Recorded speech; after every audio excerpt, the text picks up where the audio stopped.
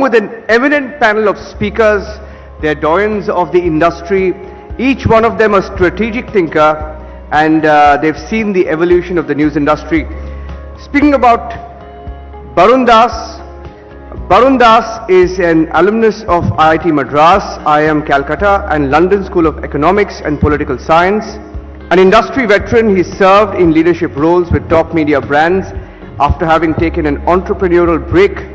Barun, who joined TV9 Network as its CEO in 2019, has successfully transformed the network as a national news powerhouse. As for our speakers today, we have with us Prashant Kumar, CEO of GroupM, a doyen of the industry who has grown with the organization for 15 years. Now, GroupM is the world's leading media investment company, responsible for more than $60 billion in annual media spend.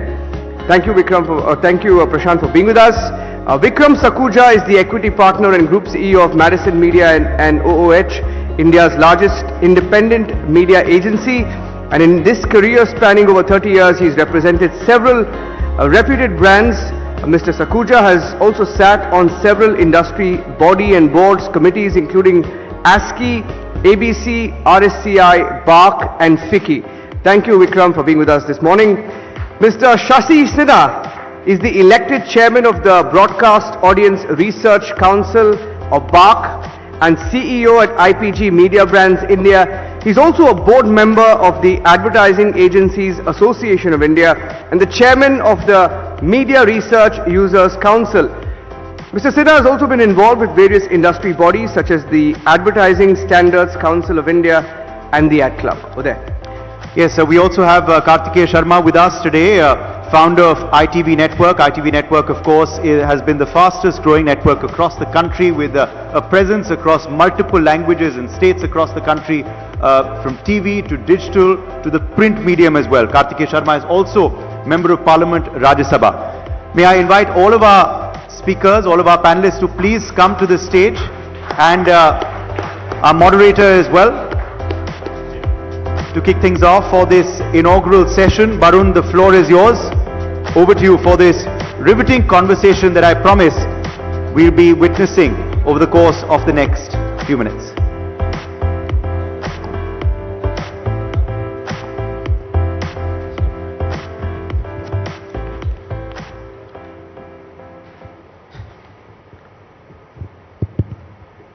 Good morning, everyone. The Honorable former Vice President has just very succinctly laid out the role of the fourth estate, which is the media, and his words of encouragement will keep us going further. You know how news has started? To my mind, that in India it started in 1780, the Bengal Gazette. Started with singing praise for the sahibs. From there you had like-minded people, high net worth individual, all backed by funds. People came out with newspapers to percolate certain vision, to drive a mission. Subhash Chandra Bose's Swaraj is one such thing which mobilized the freedom fight. And then post-independence, 70s and 80s, it used to be primarily anti-establishment driven. In came economic liberalization in 1991, in the early 90s. From there, media has seen a different course altogether in our existence. We turned ourselves into a business outfit.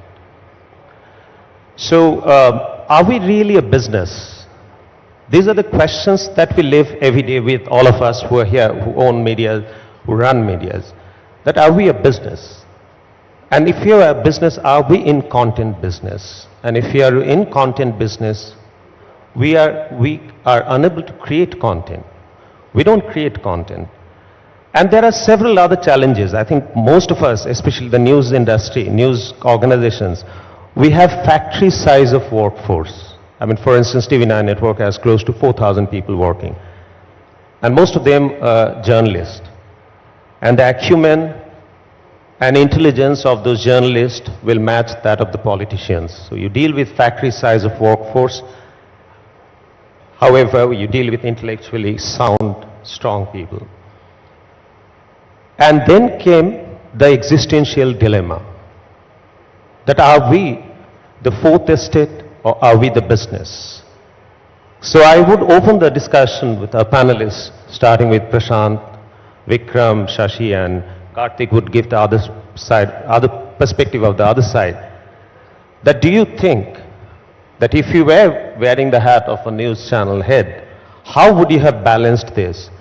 The existential identity, that of the fourth estate, at the same time, you got to run your business, you got to look at your bottom line, you got to pay salaries, you got to give increments the next year.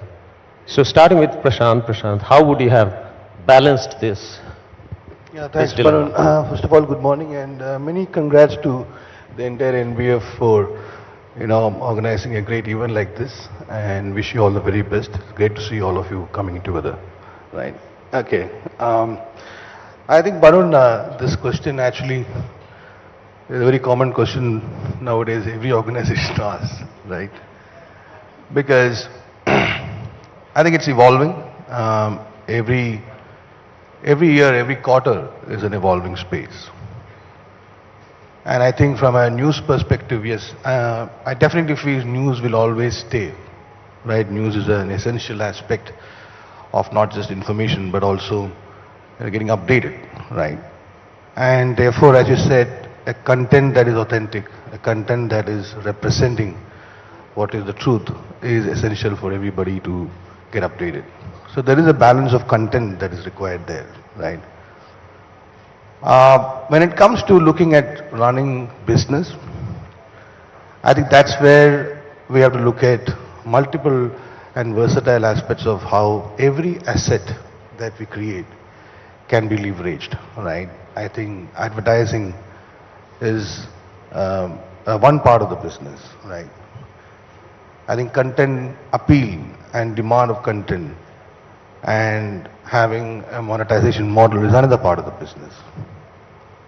I think within the content, finding opportunities to help consumers in touch and connected and therefore leverage that for brands is probably another way to look at running models.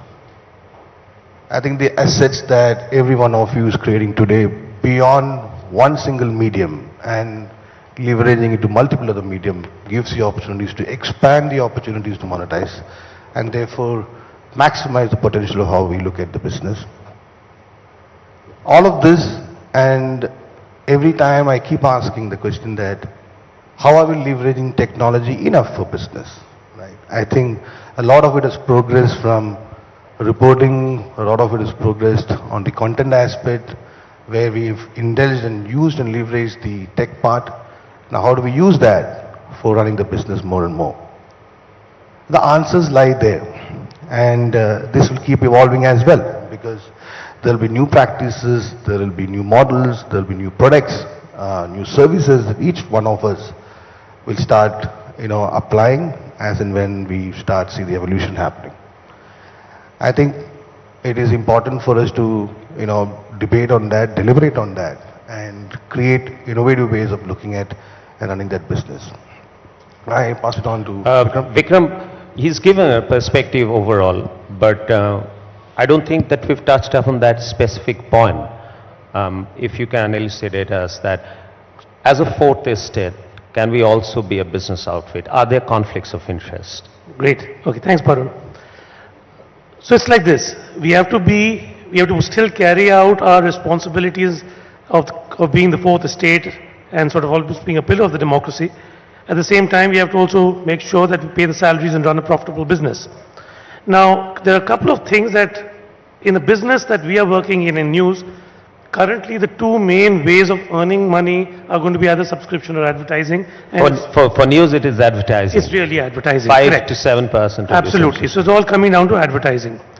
Now, the simple answer to this is going to be that if you have got to run a business, somewhere I just feel the way the Indian news, while at one level it's blooming, but at the same time it's also now mushroomed. In sense, and mushroom means that there's too much fragmentation. The reality is, whatever you might try to do, there will be a certain pot that news can earn. Now, if that is going to be distributed across 200 players or is going to be distributed across 30 players, that's wherein the key to profitability lies. So my first point is, it's not an easy answer, but I think consolidation is going to be required in case you really want to have a thriving, profitable business. The second, and I think that's where is probably more practical for today's thing, I mean, that's the actionable point. Let's try to create more value in what we are doing and try to extract more value. Since we're talking advertising, really, the role of in media, when our clients come and spend money, they use media as a distribution pipe for ads. So basically, if you have to get your ads seen, how can we get it? And TV channels is, of course, the way we go about it. And within that, we look at news, we look at entertainment, and a whole lot of others. So purely as a distribution pipe, you just put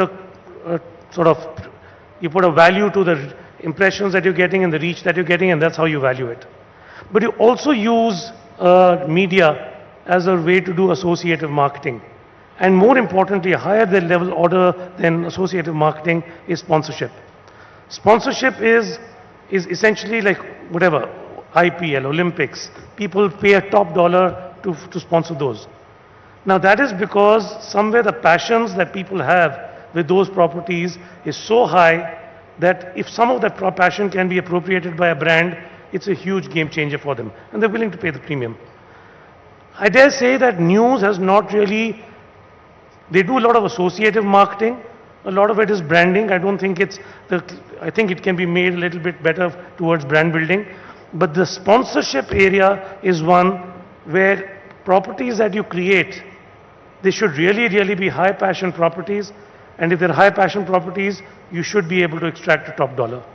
So my first thing is consolidate, please. Otherwise, it'll get increasingly difficult, and try to get more value out of the higher order role of media, i.e. associative marketing and sponsorship. Right. Consolidation, yes, that could be a way forward, but individually when the channel comes up, we've always seen that the purpose of launching a news channel often is not profitability. That is where the dilemma comes in. That's where But I thought that was your question. No, I know, not for everyone I'm saying. That for us, those who are running serious business, obviously it's a serious business. But many times if you see that 600 odd news channels which have mushroomed in the country, one of them would not have a profitability motive. Now, Shashi, you wear two very important hats, chairman of IPG, chairman of BARC.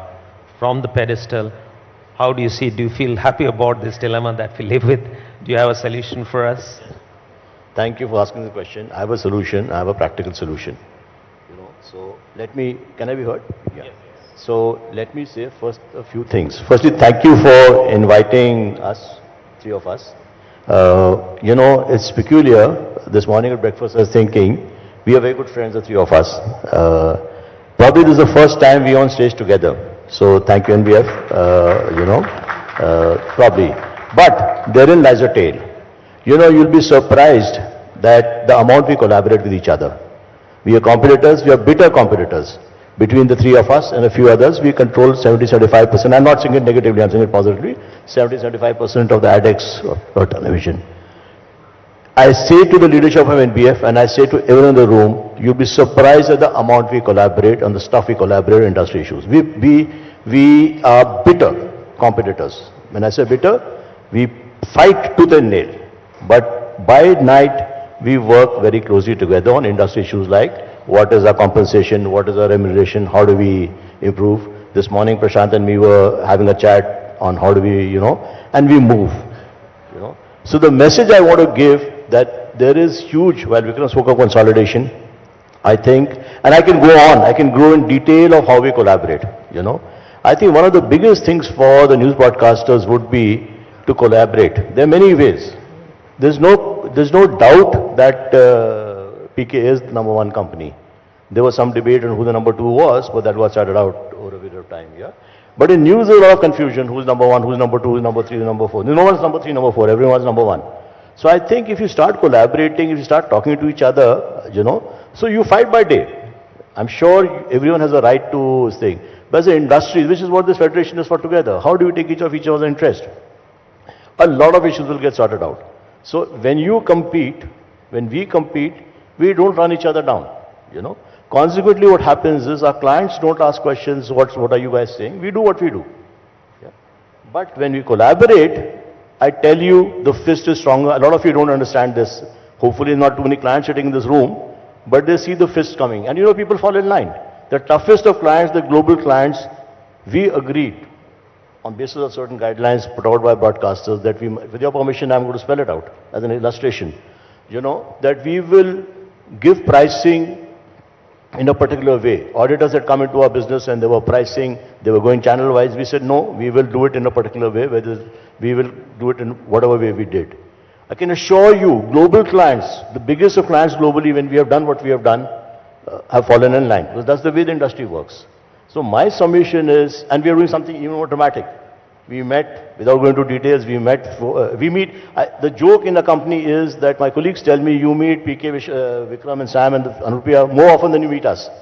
So the limited point I'm making is, the big message to your question is, you collaborate all these issues, whether it's content related, whether it's what the former vice president said, you know, in terms of pillar of democracy, whether it's the business issues, a lot of hurdles will be sorted out. That's my appeal to all of you sitting in this room. Right, thank you, Shashi. Karthik, So I don't think there's any doubt that the core function of a media business is to, be the fourth estate and imbibe the qualities of a democratic setup, that is. But that doesn't take us away from the fact that you're running a business at the end of the day. You run a business profitably or not is relative, in my opinion. It depends on what you want. Do you want growth? You want profitability? How do you approach the business? But like most other businesses, in other genres and other fields, we have a systematic problem in the news industry at multiple levels. So we spoke about the only source of revenue being advertisement, which should not be the case, ideally. And if that were to change, obviously the revenue streams and income streams would also change. But the larger point over here is that, we have to look at the systematic problem that plagues the industry and why we are in the position that we are. And that is at multiple levels. The first being that, not realizing the fact that, this industry is changing and evolving a lot. And the bulk of the challenge, since we spoke about consolidation and other factors, is not coming from within. It's coming from new avenues and new areas that are becoming challengers. So, traditional broadcast businesses are now actually facing challenge from independent content creators. And I think going forward, we really need to concentrate on how we actually monetize each and every aspect, just to extend to what PK was saying. How do we monetize each and every aspect of it and create new revenue streams? We can't be traditionally based on just pure play advertising and think that is what will make us profitable per se. There's also, a whole reorientation of how we approach solutions and problems. So it's a tough business, it goes without saying. It's not an easy business because it's highly capital intensive, human resource intensive. But it's changing in multiple manifestations. I think the most important point here is also to understand that the industry is evolving. And while we have not reached a finite point, it is like any other capital economy and capital market. Until unless you don't remove the inefficiencies from the system, the businesses will not become very profitable. To inefficiencies, I'm talking about reach, I'm talking about distribution, I'm talking about other factors which tend to take away a large chunk of the monies from the businesses per se. Whereas being a content creator and being free-to-air networks, we should be able to decimate our content and it should be able to reach to the last person free of cost. Well, these are problems, systematic problems which lie in the system. And if they were actually in spirit, in letter and spirit, brought in the way they are supposed to be, I don't think the business should be unprofitable. right. Thank you, Karthik. My bit on it is that I think any business or any identity will have to be true to the core. I don't think that any one of us can afford to contradict our existence, which is that of a fourth estate, and business should happen around it, which is a byproduct. I mean, if you're true to your core and if you're efficient enough, I think business comes. But even then, there are challenges. Like Karthik spoke about evolution, still evolving. News industry always faces some atypical challenges. which is typical to us, which is not there in the industry. Like for instance, I think we say television media. Television media generalizing GECs and news. I think GEC and news, as far as business structure is concerned, is as diverse as between news and FMCG. You know, GEC, you go the traditional way, you figure out what the consumer wants, you create that content and you disseminate that. But here, we don't create content. So there are challenges and the stagnation of growth. In fact, it's a degrowth. So the industry faces challenges, and the biggest challenge then again is that it's free to air. And as Karthik said, while it is free to air, to reach the consumer, we have to shell out from our pocket. So don't you think that, starting with maybe Vikram, that when we say news media and television media, we take a liberty of generalizing that. They are not one and the same, and the challenges are very typical to news industry. Look, I'm not sure I'll agree that from an advertising standpoint, we need to have different standards for the news genre and say general entertainment or sports. No, one sec, Vikram. You know, here, many of these questions, we've got this forum. This is a very unique forum where three of you are together. You are a very important stakeholder. But not every answer or every reaction needs to be from the advertiser's point of view. I mean, you can go beyond that and wear the hat of a business leader and respond to the predicaments and challenges that we face. In that case, rephrase your question because I think I'm hearing you say that you're finding that overall news is degrowing. Is that the question? That Look, the question is news possible. It's not a question, it's a proposition. The way I look at news and GEC, I feel that they are not one and the same. And the predicaments and the challenges are unique to news industry. And yet, like as I said, that we're free to air and we still have to shell out money for reaching the consumers. No, absolutely. There's no question that news and GEC are not the same. Although some channels you might argue that they're more entertainment than news, but by and large, as a genre, it is much more. News is, of course, completely different. Just like sports is completely different from general entertainment, as is movies. So, yes, obviously, that's why we call them different genres, because they are fundamentally different. The reason why people come to them are different. So, from that standpoint, look, I think again, you've called me, I'm a media person, so you'll get that perspective. Right. You always come up with the reality here is, and I think the beauty about news is that everybody likes to seek out news. So the reach, amongst all the TV viewing population, the reach for news is really, really high. The thing is that there's reach and there's time spent. That's right. And these two things make up viewership. So people, when during the COVID days, when people were anxious, they wanted to know more information about how to survive, I think the news genre did a human service. They did fantastic work to get the best panelists, best doctors. There was such great content that it became so sticky. All of us were spending hours on news genre just because we needed to know more. The share of news went up from 7% of all TV viewing to 20%. That's because people were hungry, and you guys filled that void with some fantastic work. But the same thing, when it gets back into normal news, reality is that people will come, take the news, spend a few minutes and get out. That's reality. What we try to do is, oh my God, I reached 20, now why am I back down to 5 or 6, I have to go back to 20. Then you start doing things which is not true to your fourth estate, it's not true to your core.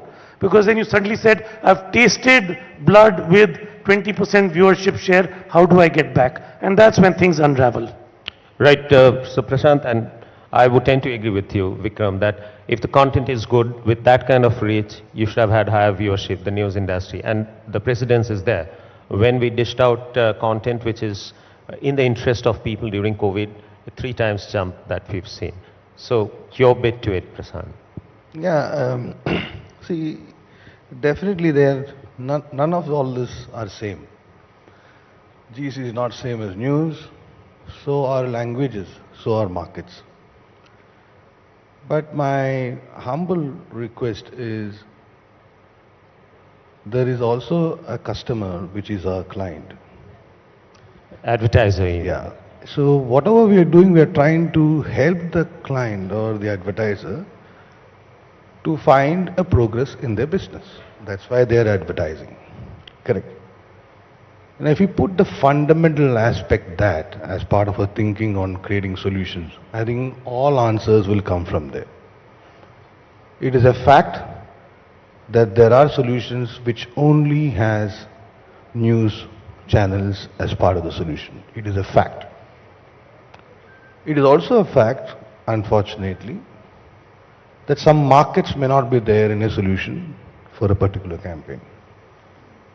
And sometimes, maybe some of the genres like music or sports or news may not be there in some of the campaigns where an advertiser is creating a solution, which is a co-creation, right? Now, therefore, what does this mean? It means that we have to focus on the solution, which will actually bring the advertiser again feel confident that I have to be focusing on the solution, again repeat it and see a lot more longevity to the solution that we are able to strengthen, right? So I don't think we should base it with asking a question, are we all different? We are different. Definitely we are different, right? The solution on print is different to radio. I mean, look at media, look at within genre, right? But at the same time, if we all focus to create solutions that will create success for our customers, right? Our customers are in this space advertisers, right? We are creating solutions on that. Similarly, we have consumers where we position our content, etc. We also have, I mean, we are looking at a balance, right? I think there is strong value that can come on. And as Vikram mentioned, sponsorship he meant properties, right? If we're able to create some content which will actually help the brands to connect with consumers, I think that's a great opportunity. We're able to get tech solutions, allowing them to say that we can give you some of the, tasks that you want to solve for certain markets using languages. Fantastic opportunity, right? I think this is all telling us that we have abundant opportunities to create stronger solutions to our advertisers. And that is where the answers lie on our progress. And I'm definitely confident each one of us has many more assets that can be leveraged. That's brilliant, Prashant. I think you hit the nail on the head that we are limited only by our capability to innovate. And if you're, as long as we are solution driven and not really go and ask for advertisers their buck, but provide them solutions, I think they'll be far more keen and willing. And I think because our content is far more adjustable, unlike GEC is not fixed, we are in a position to innovate more, be more solution driven. So we'd keep that in mind. Shashi, again coming back here, obviously you also talked about consolidation. Vikram said about the number of news channels. While we are scrambling for 15% of the revenue share, but there are about 600 of us possibly. So that's the problem. But there's another radical thought which often can react to that. Do you feel that advertising driven, it might be radical, it is up for discussion. Do you think an advertising driven news media is some kind of an oxymoron? Like, for instance, I'll tell you, who are our two largest segment of advertisers, the corporate world and the government, right? I mean, shall we really expose a corporate house where he should be if he is one of the largest advertisers of us? And similarly for government. I mean, is that an oxymoron?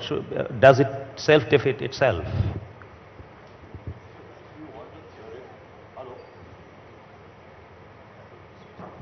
Hello?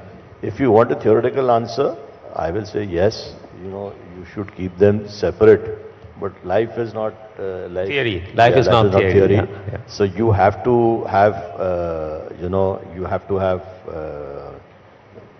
need for survival, you need business. And I mean, it will be foolish to say, because I think the senior people, practical people sitting here, so it will be foolish to say that, you need this thing. Why can't you coexist? I mean, all over the world, whichever market, I don't know which market has free press, so I'm not as bright as all of you, but it's very difficult to figure out which market is absolutely independent press, as Venkat ji called out. But I'm sure a lot of these markets are advertising funded. Ratios may be different. India is probably more dominant, or news is probably no dominant advertiser funded. Elsewhere it is maybe somewhat less, but they are advertising funded, whether print or TV. You know, there's no going away from that. I want to make a comment earlier to what Vikram and PK said, and I fully agree with what they're saying. Just want to make a comment or make an observation more than anything else. You know, there's a campaign running from a news network, maybe a member of NBF, may not be a member of you, I'm not sure, but says our reach is more than GCs. I'm sure all of you have seen that campaign at this point in time. So I was in a dilemma. I was thinking about it, you know, I wear multiple hats. So one hat which I will not talk about in this forum, I was wondering whether there's any violation of process, you know, there. So it's a bit debatable, but that's a separate discussion. But I thought it was very good for the industry. I thought, if you see from our planner's point of view, and I'm saying this because today media is a volume game. People in our company, it is my company, I don't know Vikram and PK's company, the youngsters take the decisions. We are the ones who come and give gyan in these forums. The actual decision making is being done by our youngsters, 10-year-olds or 12-year-olds who are running plans. For them, news has become a share game. So they say, news has become? A share game. So they say, listen, if I have to take news, news is never part of a plan in terms of building up a curve out of it. It is, but it's always okay. What is the share of each of these news channels? So if they say, normally they take 4 or 5 news channels in a particular genre, Hindi news or whatever, and they say, okay, what is the share? Am I right? Because that's how it works, you know, that these are the 4 or 5 channels we'll take. No one has looked at news as reach. So I thought, keeping, like I said, that BARC thing hat aside, I thought it was a very interesting way of waking up our teams and the client teams saying, listen, news can be a reach builder. And if it is a news reach builder, how can we, so whether I like the idea of them comparing with GS or not is a separate matter. But I thought it was a very interesting way of looking at things. So I thought I'll leave this thought with you. Right, Karthik. I think Shashiji just hit the nail on the head. The problem is not that is it oxymoron that news should be dependent on advertising. I think the biggest tech companies in the world are based on advertising today. So, you know, it's not a question of whether it should be based on advertising or not. The question is, should it be based on numbers? That's the premise. I think the biggest premise over here is not questioning advertising. The questioning of numbers is the biggest problem. And I think that's where bulk of the industry representatives who are sitting on this panel, they need to shed some light that if news is what it is supposed to be, and it has to have that moral standing and all those factors that we talk about, why is it that the advertisers are only looking at numbers on news? Whereas that's not the only thing it's communicating. I mean, a channel can have 5% share, but who's to say which 5% of people are watching that channel? And what kind of TG is it bringing to the advertisers? So the slicing of the data and the kind of relativity that the advertiser needs also needs to be deep dived into, because it's a small part of the portion. Perhaps a lot of these companies are not doing that. I think that's my grouse. That's a brilliant take, Karthik. That so if you could quickly react to what he's saying, while as we just established the GECs and news are completely different. News also, I think the impact of news is could have been a far greater parameter to decide the efficacy of a news channel. So Karthik is saying that why so much of emphasis only on numbers? Why do you buy both GEC and news under the same parameter? Okay, now I think we're getting into the deep end of things. Things will get a little bit more hairy and interesting. Great. I think you raised a brilliant point. Look, as media planning has become more of a science, there is a reliance on numbers, reach, frequency, all that jazz. And people will look at numbers, and especially since they're professional managers who also have to sort of cover their backside, so to speak, they will be using numbers to actually come out with plans to justify, basically science to justify their plans. So that said, if I have to look, we're talking genres, if we have to look at GEC, sports, and all the other genres and then come to news, there are two ways in which we media agencies buy or do our deals. One is linked to ratings, and one is just a rate for 10 seconds that you guys are selling. I would say that actually the reality is that news, at least 50 to 60% of it, if not more, is being sold on a rate. It is not only rating. Rating is looked at, but as we stand right now, people are looking at both. Second thing is that when you come to owner-driven organizations, You'll find the owner-driven organization who doesn't have to worry about covering his backside. They'll take punts and calls very well by say, qualitatively, I believe this channel is better or with whatever, and they have a judgment. It's not a gut call only, it's a judgment. And they are willing to sort of go beyond numbers to actually take a call.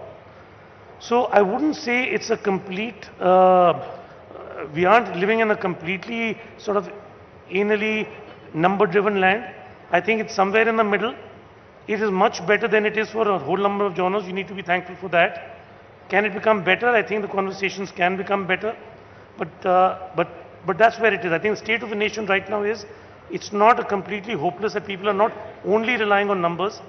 I think another follow-up question, I think after we go around is let's get into the numbers themselves.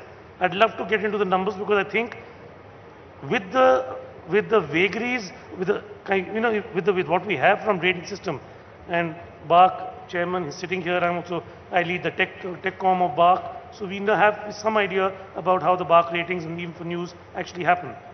I think we are trying to take too much out of those numbers. Too much. And I think that's a follow-up question. But right now, to answer your question, Karthikeya, or your observation, it's not so hopeless. I think people are taking calls. It's about 50-50. Prashant, you would like to add something to this? Yeah, I mean, Karthik's question. I agree with every point. So let's face this, I mean, every brand does not have a potential 500 million customers to reach. And that's a fact. There are large FMCG companies where, they have a larger base to attend to, in retaining customers as well as recruiting new.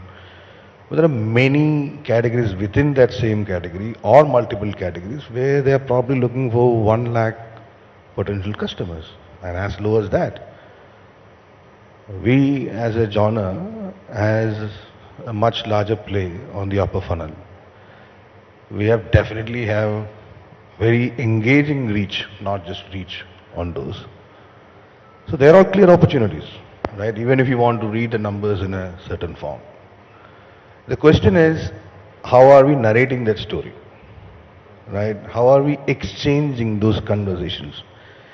Every table is a negotiation table, and if it just only restrict to a currency of rate per 10 seconds, then we both are responsible, which is a buyer or a seller. So let us understand that. And today I would like to add one more point, which I think is experienced with everybody. After 2.5 years of COVID, we are in a situation, this industry, with almost 35% of the people are probably new. Now it's a challenge, but I feel it's an opportunity. We got to educate them, right? I mean, we spend in our own organization, spending enough more time. Of course, today also there are challenges, people coming to office. But at the same time, our single most focus is to continue train our people, right? So that's an opportunity for us to relate that. I mean, there are new people, there are people in new roles. In the client side, there are new people, right? So if you're able to narrate the solution in appropriate form, I think we can definitely make it much more faster, right? I mean, the result is all what we know, but if you want to look at the pace, I think that we can make a big change if you're able to attend to that as well. That's it. If I just paraphrase what Vikram and Prashant said, that essentially there are, I mean, the third one you haven't touched upon. There are 3 parameters or 3 aspects based on which you take your decision. One, of course, number.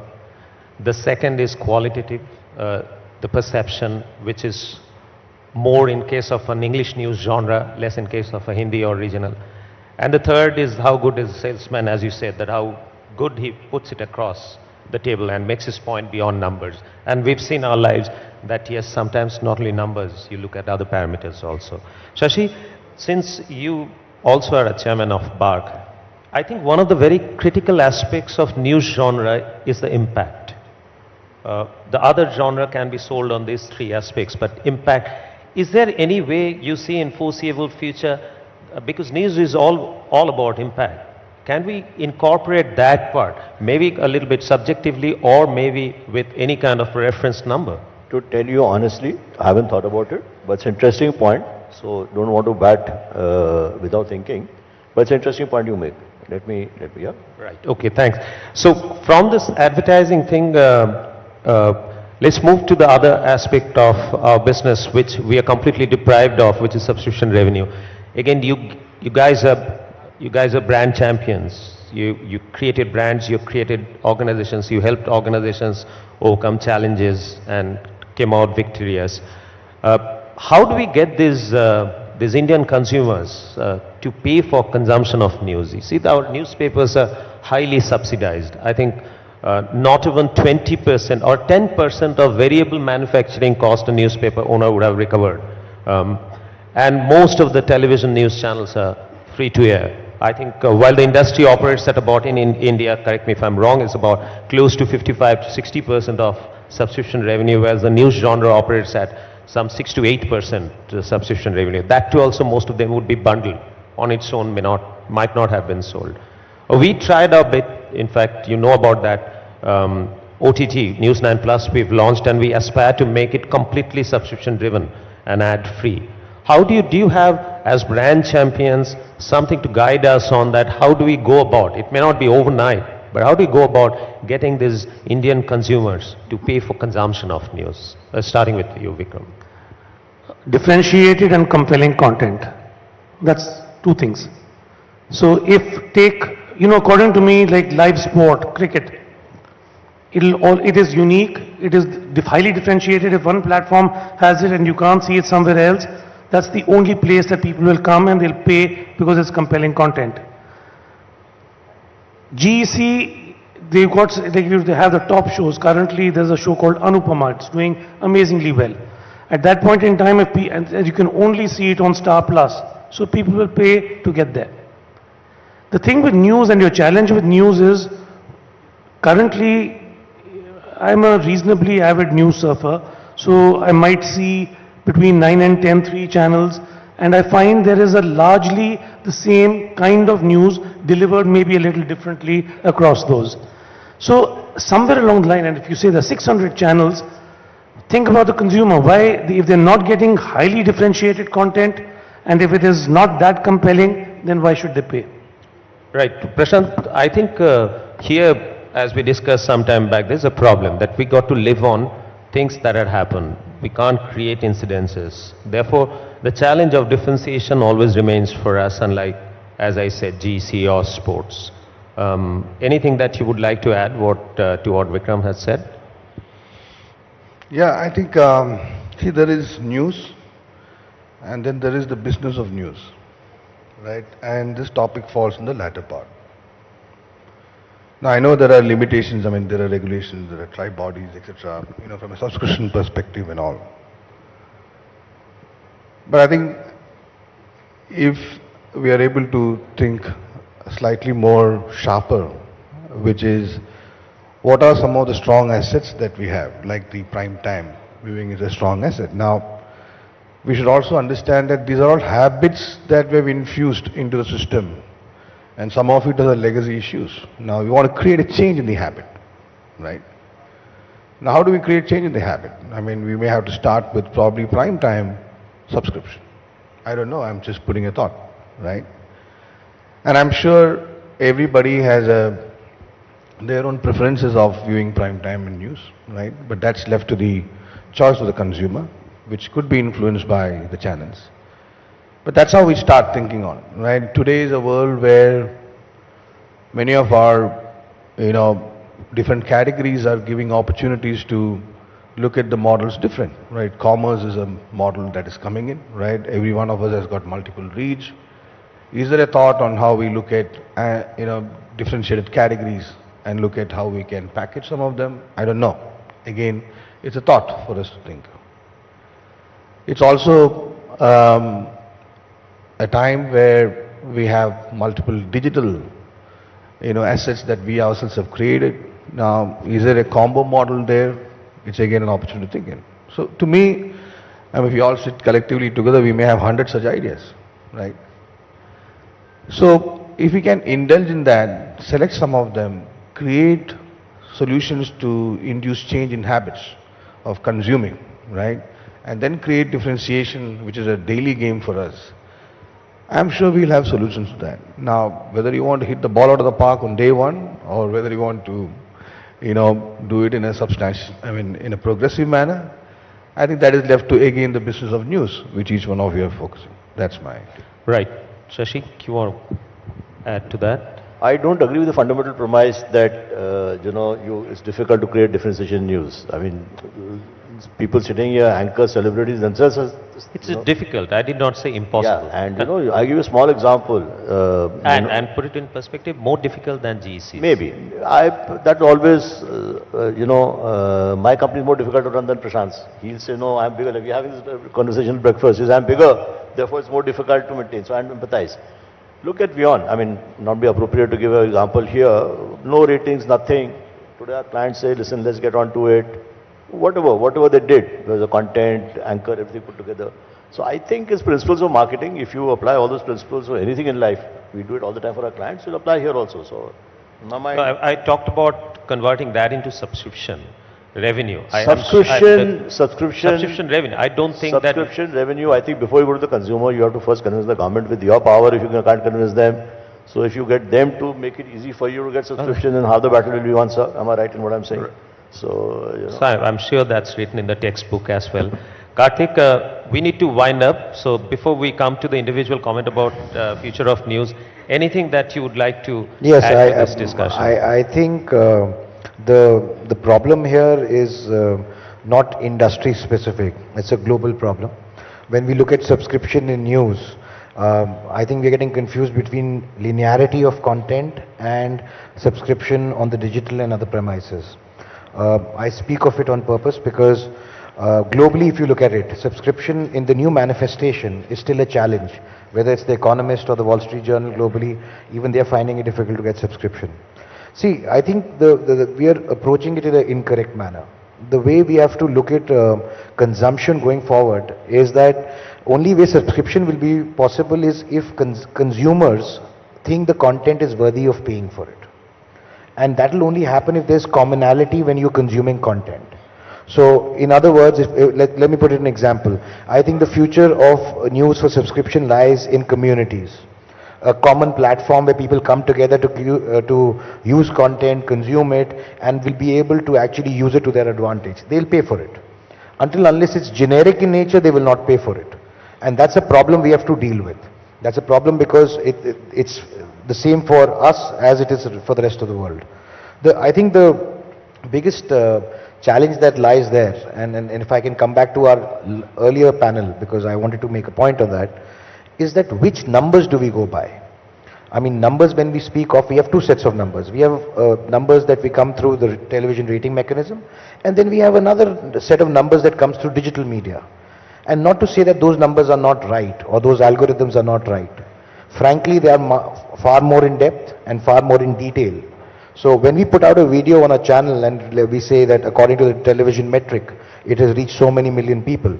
At the same time, when you put out the same content on digital media and we say it has reached to far more people than what the metric says, I think that is a challenge. So which numbers to follow? That is also a constant process. So I definitely ask, I'll just briefly answer to that. Try and I want Shashi to answer that. So. One sec. I'll just give it to Shashi, but I just want to add something what you said, and the question becomes complete then. I think if you talk about which number, while we measure broadcast audience number, that is broadcast. When you measure digital, that is digital. And I still feel the digital audience in India is still evolving. It's trailing a little bit behind broadcast.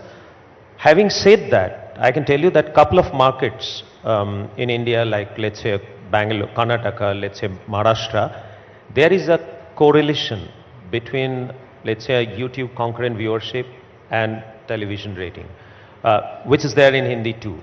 But some markets it's not there. But then why we can't strictly look at that from the YouTube concurrent viewership is that you can influence that by boosting. But YouTube might not be the only parameter, no? There are multiple parameters. That's right. So Hindi heartland might have more impressions on Facebook, while the urban cities might have it on Twitter and Instagram. So Shashi, are we heading towards that? I'm mindful that PK has a flight to catch, and this concert could take very long. So I thought, are we doing a session on BARC? On the measurement May I rating answer that? systems? Because I'm mindful my friend shouldn't miss his flight. Right. So, Okay, finally, I think we'll ask for each one of you to comment briefly on how do you see the future of television news. And I have a proposition. I think the panacea for television news is, which is again very controversial, very radical, the total revenue of news industry is about 5,000 crore. So if I could give away 5,000 crore to all the news organizations, say that this is the revenue that you earned last year, here is revenue for 1 year, and I'm giving you 1 year time to turn yourself completely pay and no advertising, and you'll have to make do with your subscription revenue. And the consumers will decide whether they'll pay $100, $10 or $1 for it. Will that work? Or if there's any other future of news direction that you have? So, my friend, can I go first? That's a very nice discussion for a conference room hall like that. Yeah, we are not going to go that path. So, may I make a suggestion? Be more practical. The practical thing is what I said. If you guys collaborate together, collectively as a body, and I'm so thrilled to see this body together, so many of you, and you find inner ways, have faith, maybe offline PK can tell you, Vikram can tell you, we are getting huge traction for ourselves when we collaborate. As we say, we fight by day, we are competitors by day, we are collaborators by night. Literally. The drink binds us together, so there is a lot. That's my message, which is more practical than what you are saying. So you're saying future of news is to consolidate and don't fight? Collaborate. Right. Shan? Yeah, I think very simply put, loads of opportunities.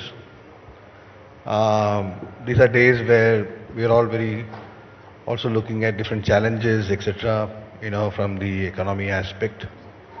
At the same time, this is a time where we can definitely collectively work and create fantastic solutions, right?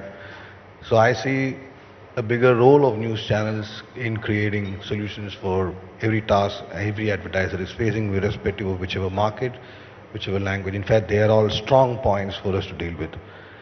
My urge is to really, take some of the points which we spoke, right, which is leveraging all our assets, look at technology solutions, look at thinking more as solutions for advertisers, get it more collectively, talk more, change the narrative, talk more to the entire industry, some of the new ones, some of the people who are in the new roles, etc.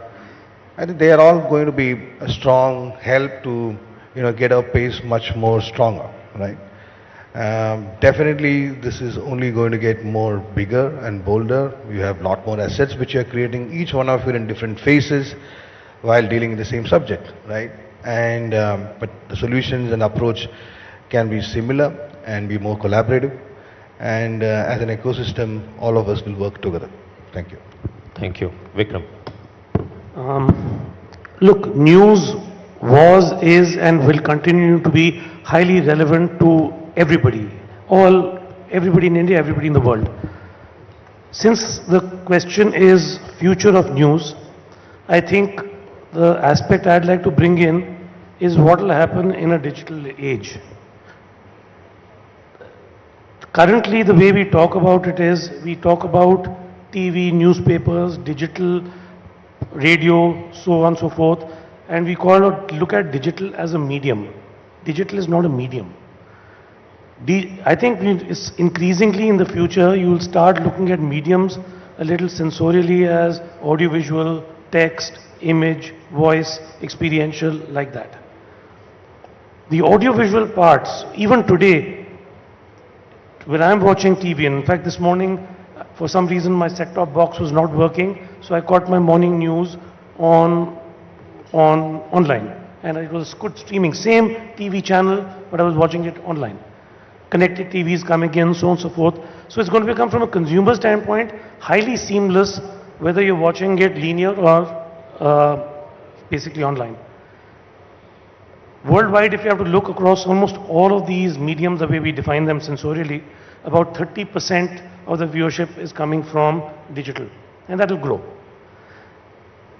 The way I'm looking at future of news and the opportunity I'm seeing is, somewhere I think breaking news will break now online because it's here and now. And I think analysis, perspective, insight, and dare I say, inquisitions will happen on TV. And I think that is going to be the part where you really need to build. And I think that's where all news newscasters, they need to look at their digital practice a little differently from their linear TV practice. And I think in these two things, breaking news versus analysis insight. Thanks, Vikram. Karthik, your words, and if you wish to sum up this discussion. Well, I think I'd like to sum up by saying that news is here to stay, and the immediacy and the urgency of news cannot be replaced, whatever the medium be, whether it is through your set-top box or through your OTT platforms.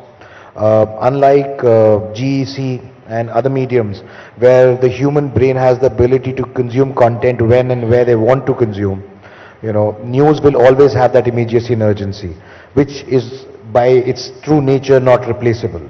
Which is also true for sports. I mean, when the sport is happening, you need to watch it there and then. And the same logic applies for news. But having said that, I think the future of news lies in multiple manifestations.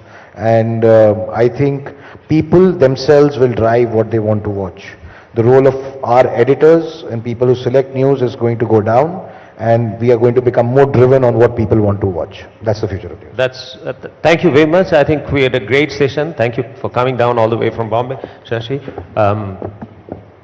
Thanks. Thank you. Thank you all. I'll just urge you to stay on stage for 60 more seconds.